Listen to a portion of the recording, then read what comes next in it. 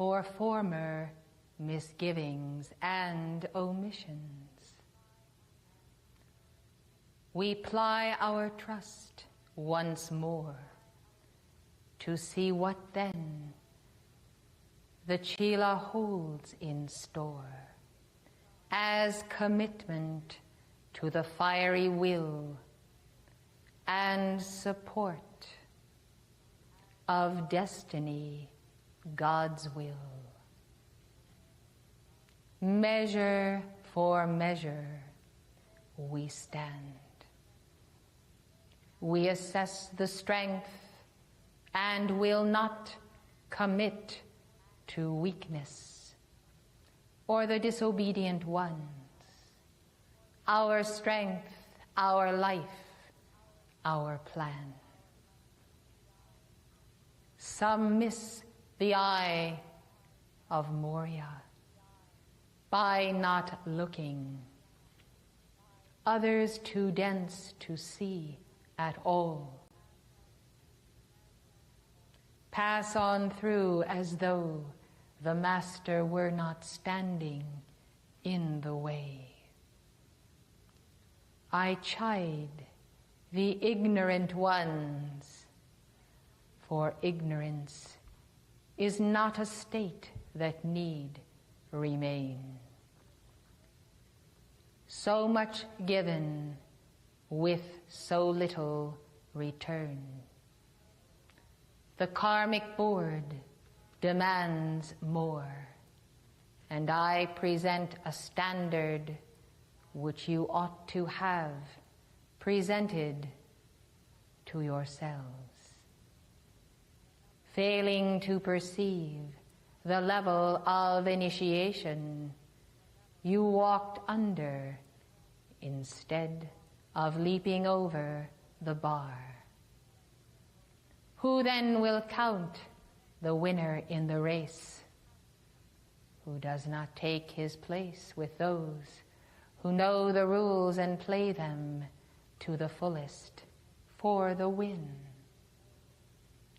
I sometimes wonder how souls who are ostensibly of light can fail to heed our warning again and again, and continue to trifle with the life of the messenger by their own self-indulgence. They yet harbor then the seed of betrayal, for one-pointedness is the only way to win the goal. So few by number ought not to allow you to think that our legions are without strength. Rather, should you understand how important is God to us in the individual, and how much we care for each of you, each one. So much so that we have not filled our numbers with the masses, but rather chosen to give our undivided attention to the few. We expect the same return. Count for count, we expect direct attention and undivided devotion. The stakes are high, but it is not I that will suffer in the end. The stakes are high for your life and your victory. We have already played our own. So much knowledge. How many people have you contacted? How many have you cared to touch with our light? Is it here too that I find the mesmerism of death, the coating of the silent ones who ought to speak at least when spoken to, though they yet commit the sin of not initiating the word when the word ought to be spoken in the defense of life. Sometimes you wonder why you may suffer personal adversity. It is because with all our speaking we have not convinced you in one-pointedness in the way, and therefore some karma is allowed to fall, like the snow untimely in the east. New York, you say, is far away. I say not so far, only so far as vibration, and some yet contain the vibrations of the city Babylon the Great. I should think it would give you cause for concern. It gives me cause, and I am concerned that you fail to discern the jeopardy of your own soul. For that jeopardy in which you have placed your soul, beloved one, is by the subtle mode of selfishness and self-concern that without enlightened self-interest says, I will help me and mine, and someday it will pay off, and I will bring some gift to Moria. Someday will never come, I promise you that, for no grand dream was ever built upon a selfish scheme. Better to give what you have than to save and not give. For the rats will come and eat what you have stored away, and it will not be fresh in another day. Thank God the flow of life yet flows that you may give today, and do not count that it shall flow for evermore, that when it pleaseth you, you may take some small gift and give. To humble beggar that I am, or prince, or brother, or pilgrim, whoever is the Lord is deserving of your undying service, and of a selflessness that will place Christ first, and not any human person. Some have made me a human god, entertainment for an ego failing. Some have imaginary conversations with me in which I never speak. Yet they hear all manner of my voicings of praise. Others do not hear when I speak. And though I speak loudly, they do not wake from their slumber. They do not know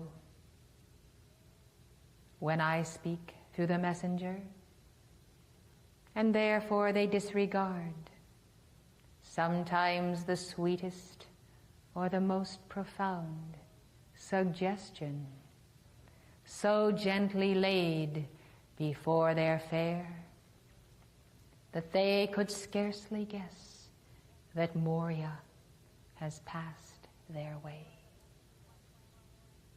What for the messenger if there is no heeding of my presence? What for if to continually repeat the same old song? I will tell her to make a record, and then you can play it on your phonograph and hear the same admonishment each time you descend into your self-indulgence. Most likely you will tire of that record and not hear it anymore. It is sad to think that God becomes a broken record in the midst of his favorite Chilas. But it has happened many times before. I suggest that you take not for granted the masters in your midst. I suggest that you review my dictations, for I have already said all that you need to hear. I am somewhat flabbergasted, to choose a gastric word,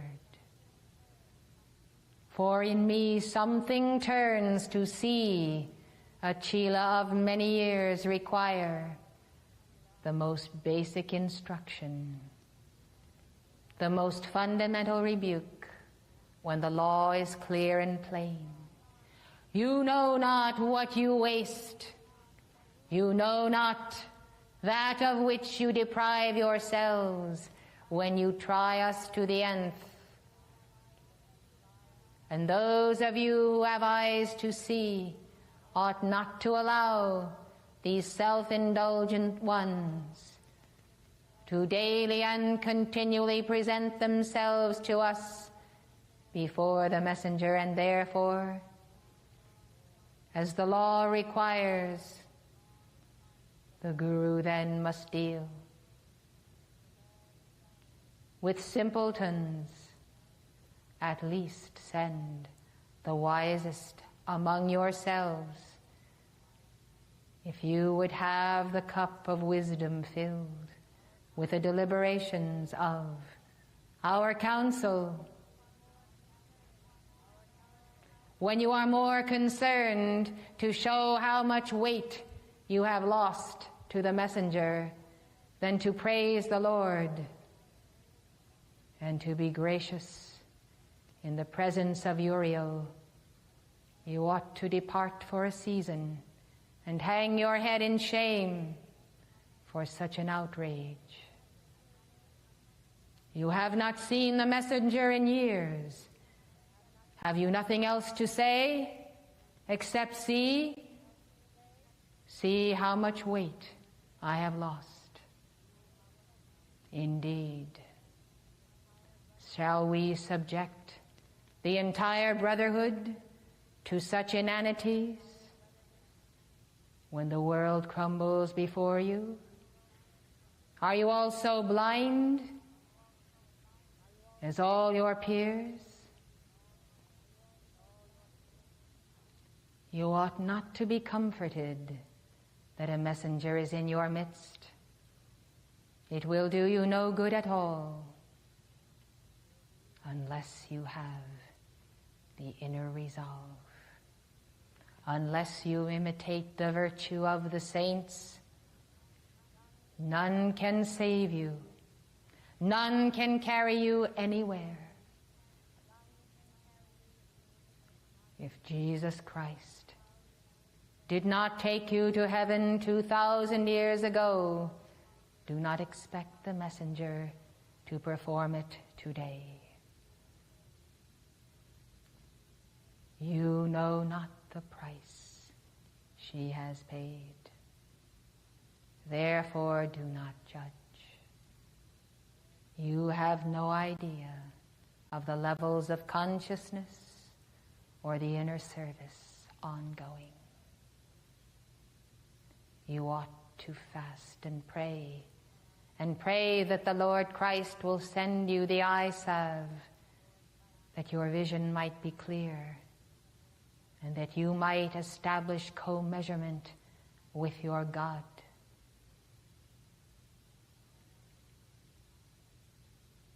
Why are you so sure of your salvation? What have you done to sustain your oneness with Gautama, the Lord of the world. All of the invocations that the two witnesses have made for 10,000 years will not elevate you to your godhood. Notice that I do not exert, even in my ray, the normal thrust to reach you. My voice is sufficient, for I have spoken loudly enough.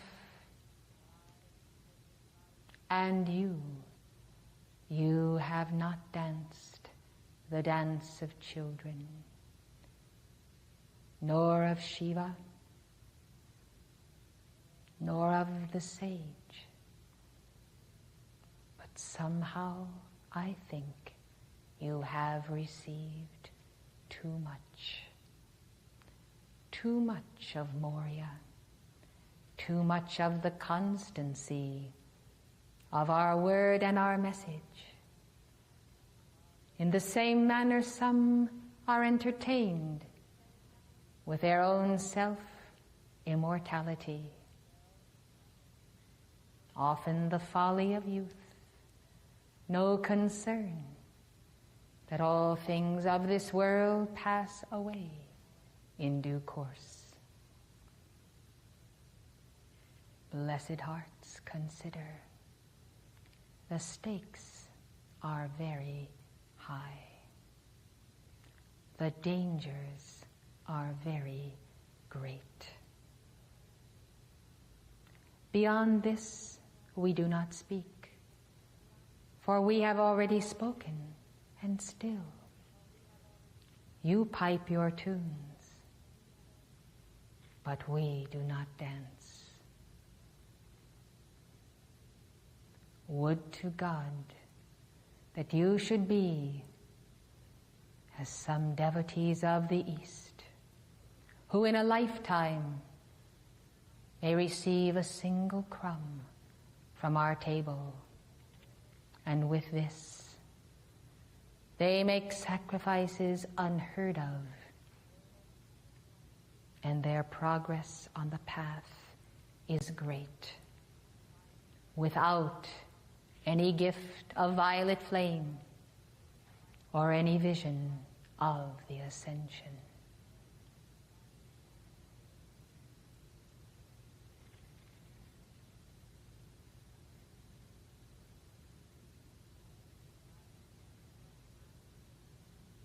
While you make your considerations, we make our own, and changes are in order. May you change for the better.